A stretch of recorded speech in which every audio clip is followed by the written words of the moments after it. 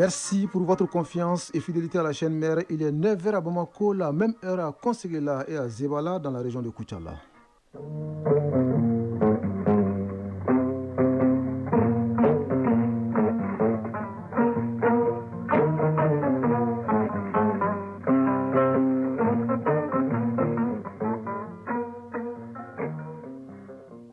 Le journal Bourama Traoré. Mesdames et messieurs, bonjour et bienvenue dans la première édition de Mali Actualité et les titres. Le Malien consomme moins du lait, 30 litres par personne et par an, une quantité en deçà de la norme de la FAO. À cette journée mondiale du lait, on vous invite à en prendre suffisamment. Le chef d'état-major général adjoint des armées à l'école des sous-officiers de Banangoro, un creuset sous lequel se forment les futurs cadres de l'armée malienne. Au Sénégal, les organisations féminines battent le pavé pour dire stop au féminicide. 196 cas de viol et meurtres ont été commis sur des femmes depuis janvier 2024. Au Congo-Brazzaville, une nouvelle coalition d'opposition voit le jour pour la prochaine présidentielle. Son ambition, conduire les Congolais au changement en 2026. Le stade malien de Bamako remporte la 64e édition de la Coupe du Mali. Les Paris Saint-Germain sur le toit de l'Europe. Les deux finales ont été jouées hier. Elle se manifeste par une opacité progressive du cristallin qui entraîne une baisse de la vision. La cataracte est le sujet du focus santé de ce dimanche. Ses causes et son traitement à suivre en fin d'édition avec notre docteur Maison. Et c'est tout pour les titres. Plus d'1 milliard de francs CFA pour consolider la paix et la cohésion sociale dans les régions de Ségou et de Koutiala. C'est l'objectif d'un nouveau projet qui vient d'être lancé à Bamako. Un projet conjoint qui entend impliquer la jeunesse dans la gouvernance locale et renforcer son leadership dans la prévention et la gestion des conflits communautaires. Daouda Kone y était pour Mali Actualité. Les États généraux de la jeunesse malienne tenus en décembre 2023 ont recommandé sous la thématique de jeunesse, sécurité, paix, réconciliation et cohésion sociale, je cite, tenant compte du poids démographique des jeunes, de leur influence et de leur situation d'acteurs et de victimes des conflits, ils doivent jouer un rôle dans la construction d'un Mali de paix, sécurisé, stable et prospère.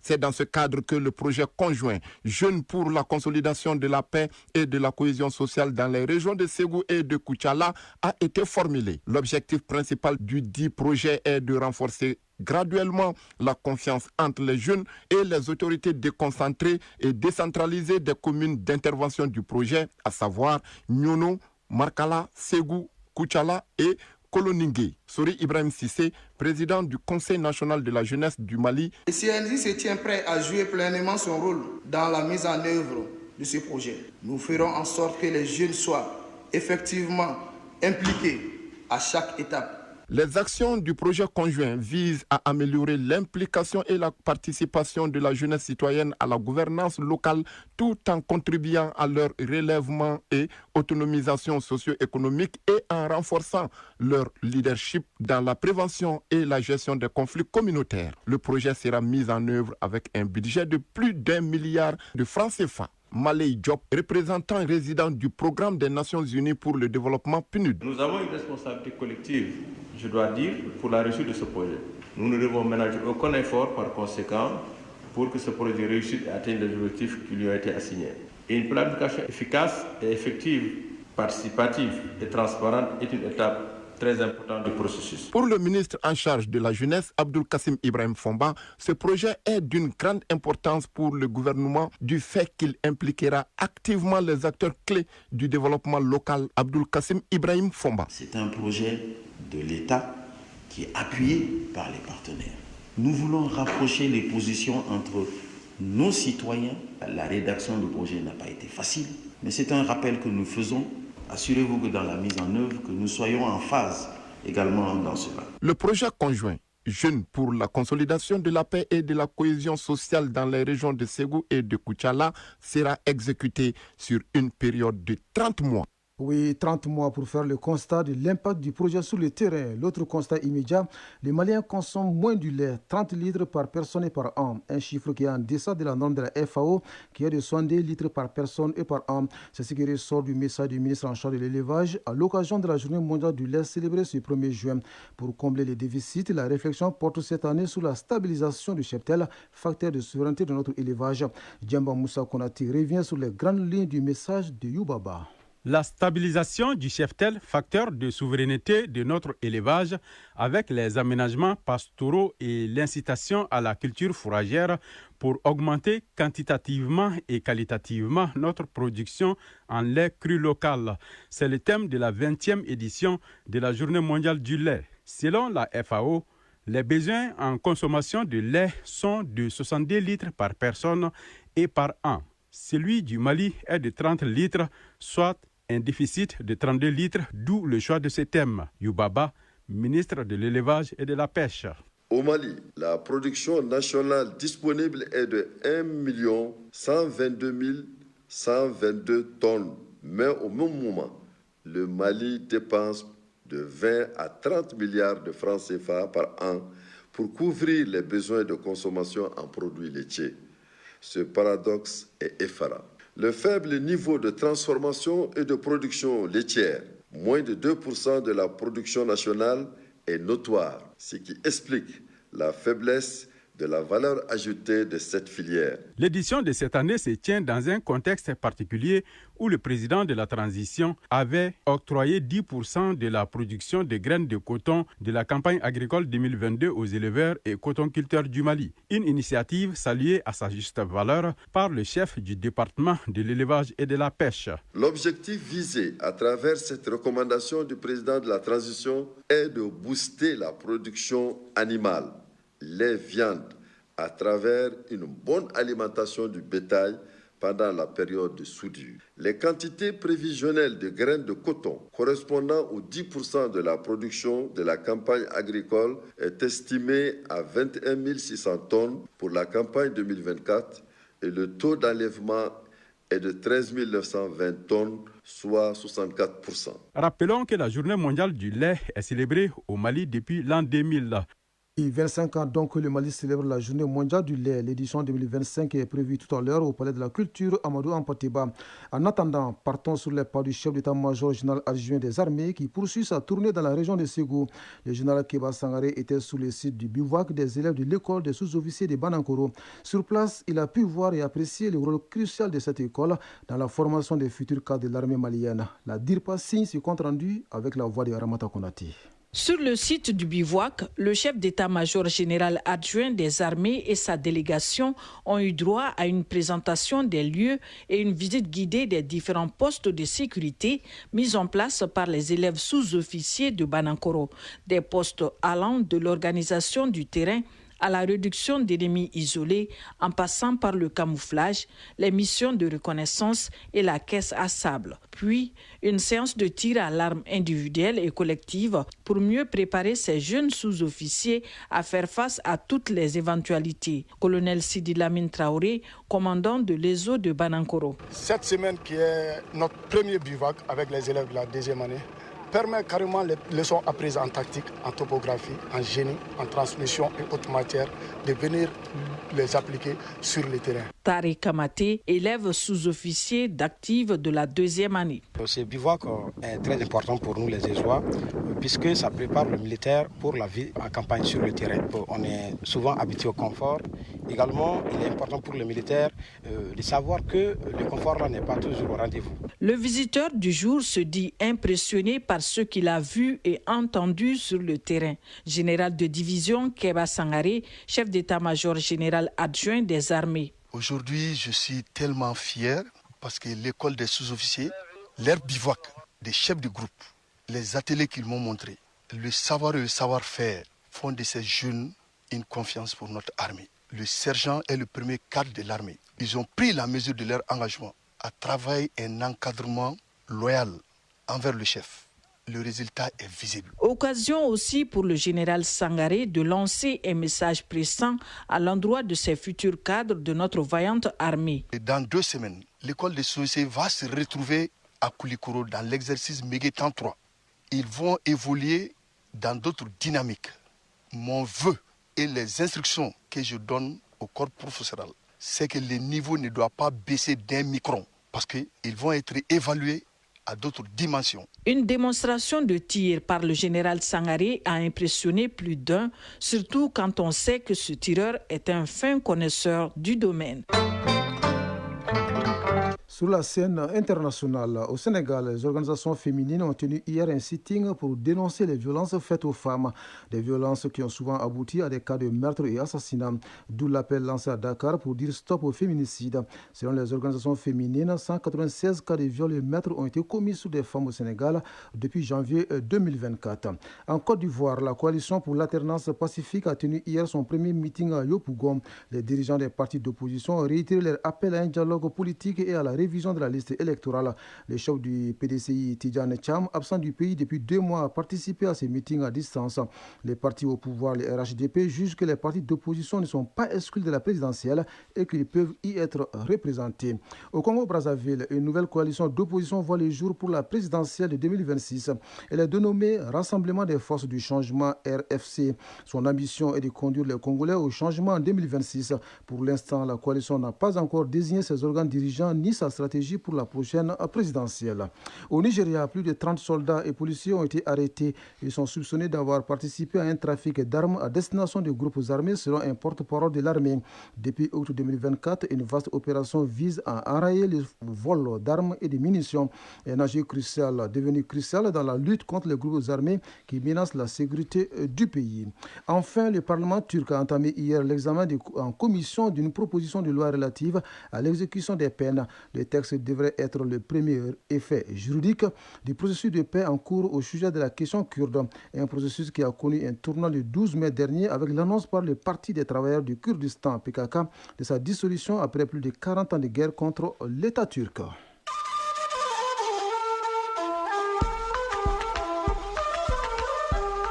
AES Actualité.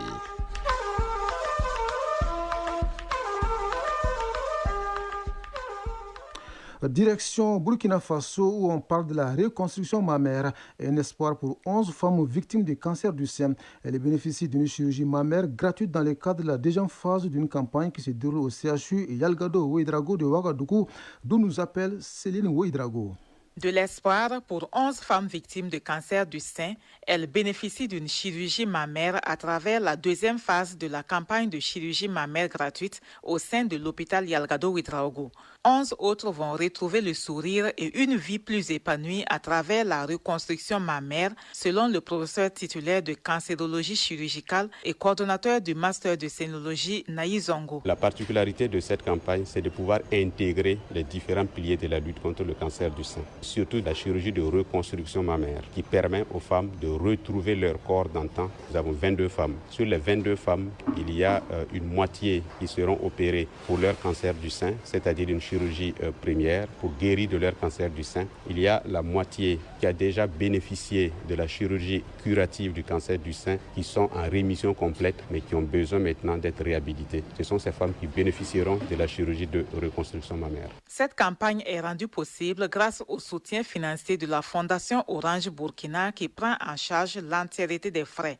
Au-delà de la campagne qui va durer 3 jours, l'offre de la Fondation se poursuit pendant toute l'année, indique professeur Naï Zongo. Nous recevons des femmes qui proviennent de tout l'étendue du territoire. Il y a également des femmes que nous aidons sur leur site. Nous avons par exemple des femmes de Bobo qui sont concernées par l'aide de la Fondation Orange, qui reçoivent leurs soins s'il s'agit de la chimiothérapie, des médicaments pour faire leur traitement au niveau de Bobo Dioulasso. Si c'est la chirurgie, d'autres femmes se déplacent, d'autres restent sur place à Bobo Dioulasso et se font opérer grâce à l'aide. Environ 60 places sont encore disponibles pour les femmes qui ont besoin de chirurgie mammaire, surtout celles vulnérables et déplacées internes, a ajouté professeur Naï Zongo. Des spécialistes de 9 pays, dont Djibouti, la Guinée, le Mali, le Sénégal et la France, prennent part à cette campagne de chirurgie et de reconstruction mammaire dans le cadre du master de scénologie en vue de renforcer leurs capacités. Oui, pour eux, les capacités sont déjà bien renforcées. L'heure est plutôt à l'évaluation. Les élèves du centre de formation au métier de Tilaberi au Niger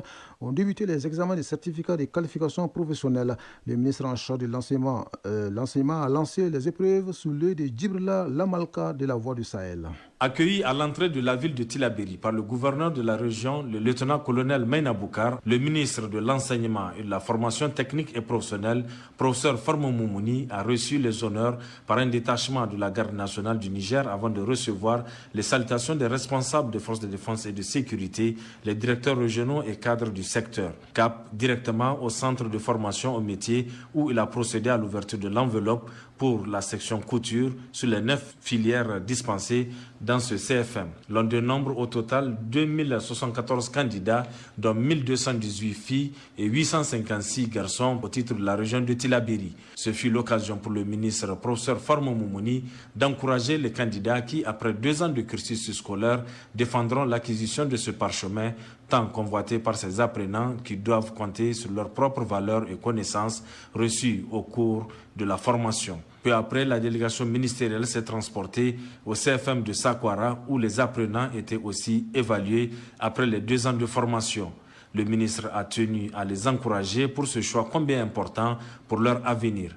Car il faut peut-être le préciser, après l'obtention de ce diplôme, ces jeunes filles et garçons seront opérationnels sur le marché de l'emploi. Des doléances ont été soumises au ministre, dont entre autres la réhabilitation du bâtiment, l'électrification du CFM, la clôture, mais aussi la construction des ateliers pour les autres filières du CFM de Sakwara. Ce fut au tour du collège d'enseignement technique CET de Tillabéri de recevoir la délégation ministérielle. Un CET qui compte aujourd'hui 914 élèves, dont 407 filles et 507 garçons qui évoluent dans cette filière de leur choix. Le ministre a échangé avec le corps enseignant à qui il a transmis les encouragements des autorités et les a exhortés à poursuivre ce noble métier de formateur. Il a bouclé ce périple par le centre de formation professionnelle et technique CFPT.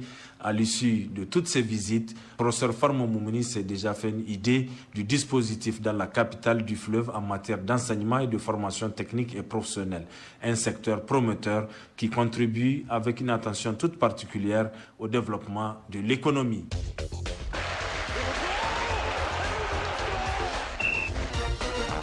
Sport, le stade malien de Bamako remporte la 64e édition de la Coupe du Mali de football. Il a battu hier en finale le Djoliba AC par 1-0. Toujours en football, le Paris Saint-Germain a écrit hier soir la plus belle page de son histoire en s'imposant 5-0 face à l'Inter Milan en finale de la Ligue des champions d'Europe. La synthèse de l'actualité sportive porte la signature de Isaac Thierno. Coupe du Mali de football, le stade de Bamako a remporté hier la 64e édition.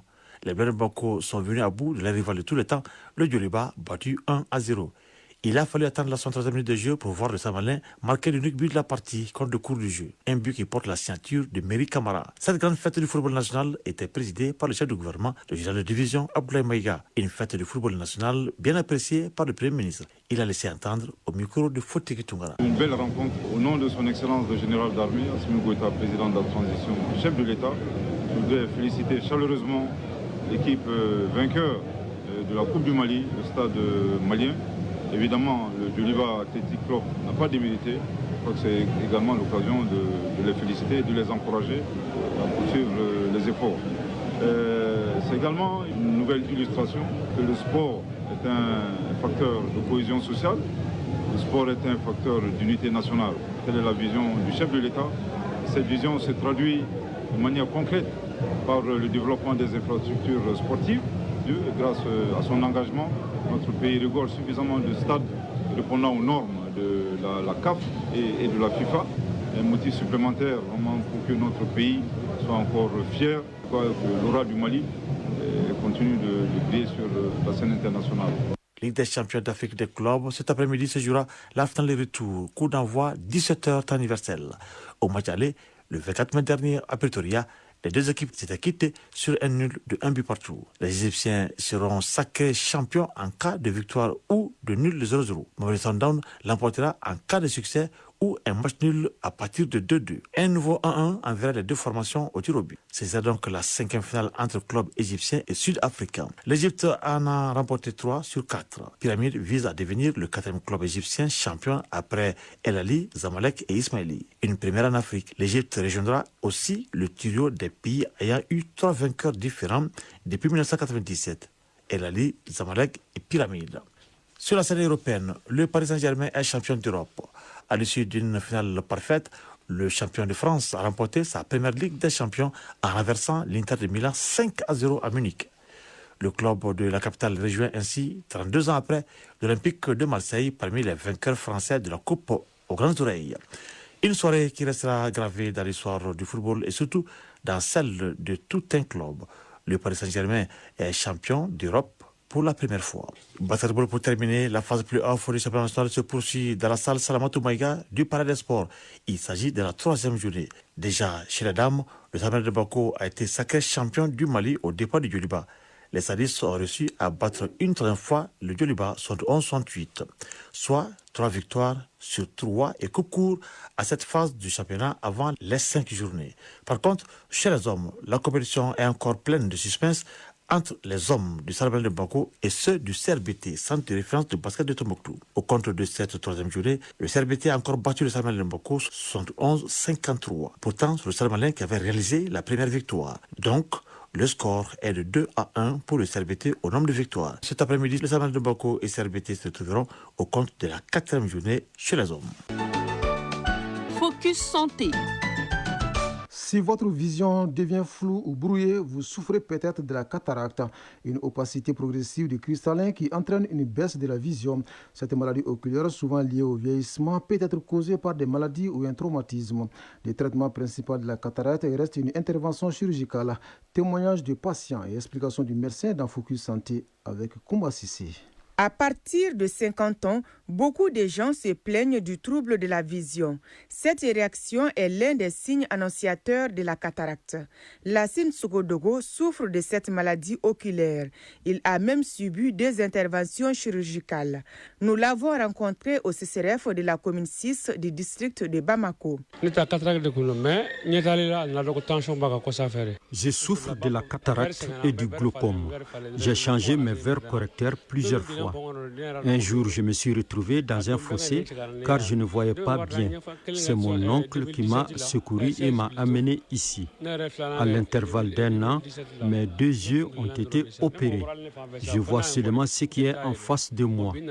Tous les 3 mois, je viens pour la consultation. Sira Koulibaly, ophtalmologiste au CCRF de la commune 6 du district de Bamako. La cataracte se définit comme la perte de la transparence d'une lentille qui est située à l'intérieur de l'œil, qu'on appelle le cristallin. Le premier signe de manifestation de la cataracte est la baisse de vision. À côté, il y a une transformation, la différenciation des couleurs qui devient difficile.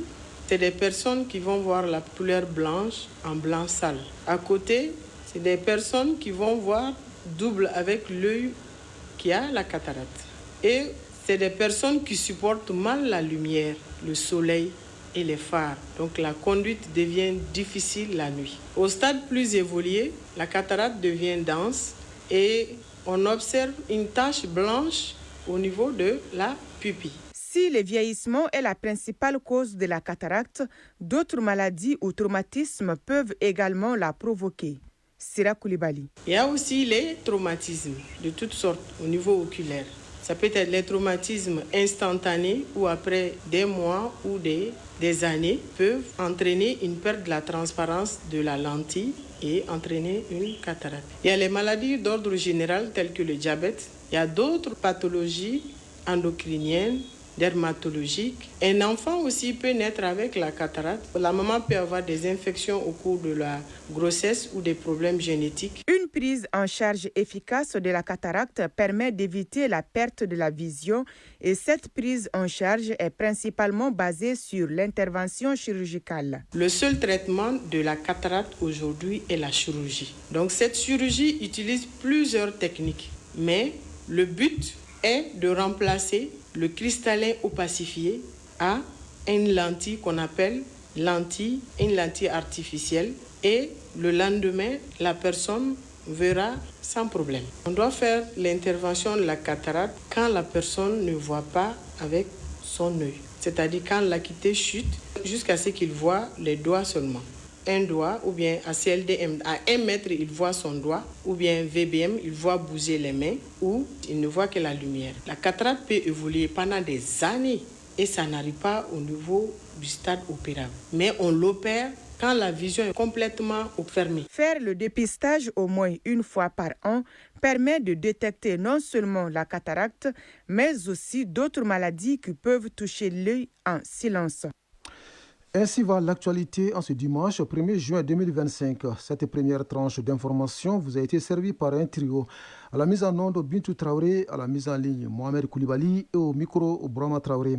Le prochain rendez-vous avec l'information, c'est à 13h. Merci à vous de nous avoir suivis. Belle journée à vous, où que vous soyez.